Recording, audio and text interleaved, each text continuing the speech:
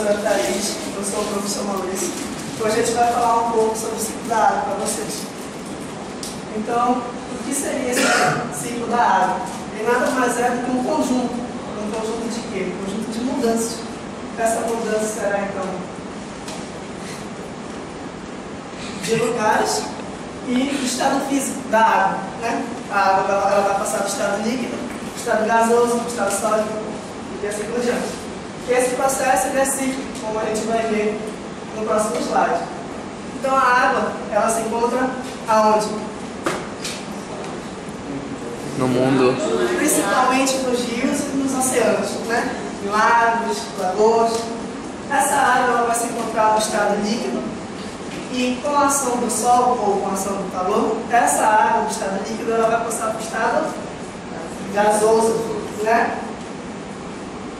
Esse processo se chama de evaporação.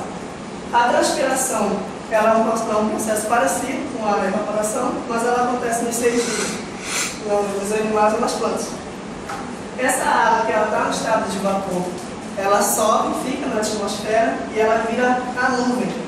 Né? Quando a temperatura está muito baixa, ela muda de estado novamente. Ela passa do estado gasoso para o estado líquido. Essa mudança, esse fenômeno, a gente chama de condensação. Né? Essa água, ela precipita, né? E ela volta de novo para o solo, que é chamada de precipitação. Ela pode vir tanto na forma líquida, que é a chuva, né? Ou na sólida, que são os granizos e a neve. A água ela vai filtrar no solo e ela vai parar nos lençóis freáticos. Né? Esse lençol freático, ele volta de novo, essa água que está aqui na forma líquida, volta de novo para os oceanos e para os rios, e vai dar continuidade nesse ciclo. E agora a professora Thaís ela vai falar um pouquinho da importância da água. Bom, por que vocês acham que a água é tão importante para a vida na Terra de modo geral?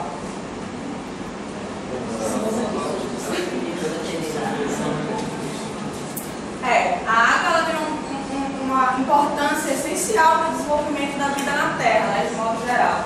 As variações climáticas elas são ligadas diretamente ao ciclo da água, como o professor Maurício acabou de explicar, é um processo cíclico e que as variações climáticas, se está quente, se está frio, se vai chover, se não vai, e a água influencia diretamente nisso. O desenvolvimento de plantas e animais, né? O nosso corpo humano, ele é constituído de mais de 70% de água. E as plantas, né? Como a gente viu que os lençóis freáticos, as raízes das plantas, elas utilizam aquela água que corre dos lençóis freáticos para o seu desenvolvimento. E o funcionamento dos lagos e dos rios, né? Se ocorrer alguma falha nesse ciclo, desse processo de ciclo da água, não vai ocorrer de maneira certa, de forma correta, essa manutenção e regeneração, digamos assim, da água dos rios, dos lagos, dos oceanos. Bom, no resumo da aula de hoje, a gente aprendeu o que é o ciclo da água. O que é o ciclo da água? Vocês podem explicar de uma rápida. A mudança da forma. É uma mudança, é um conjunto de mudanças, né, de estado físico e de lugares. A água não fica só em determinado lugar na natureza, ela está sempre em constante mudança. É um processo cíclico e a importância para a manutenção da vida na Terra, né? Variações climáticas e que vai influenciar diretamente vários outros ciclos ambientais.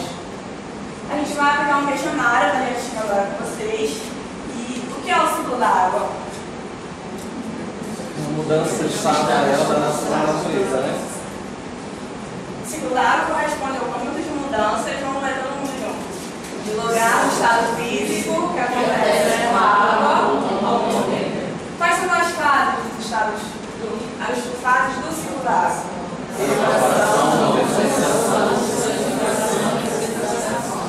O que é a evaporação e quando isso ocorre no ciclo da água? É a passagem da água do estado líquido para o estado gasoso. Quando a água dos mares, rios, lagos evapora, Com a ação do calor e passa a vapor de água que se forma na atmosfera. e a precipitação É a água que cai na superfície terrestre em estado sólido ou líquido. Acontece quando as nuvens passam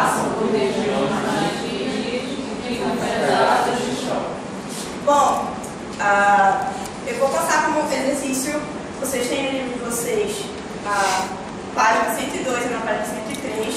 Vocês vão fazer a questão de 1 a 10 e trazer pra gente segunda-feira pra gente corrigir sala de aula. Ok?